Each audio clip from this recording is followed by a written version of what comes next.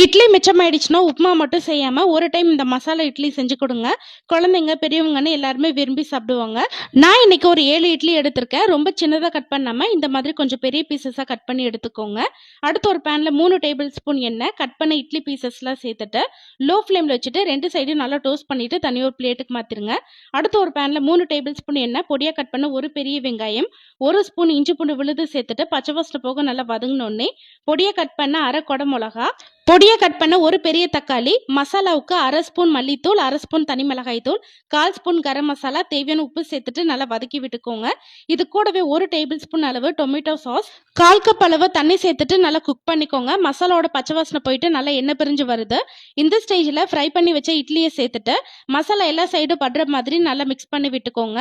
லாஸ்ட்டாக பொடியை கட் பண்ண கொத்தமல்லி சேர்த்துட்டு அடுப்பு ஆஃப் பண்ணிட்டீங்கன்னா டேஸ்டியான மசாலா இட்லி வந்து ரெடி. கண்டிப்பாக ட்ரை பண்ணி பாருங்க. அடுத்த வீடியோவில் பார்க்கலாம்.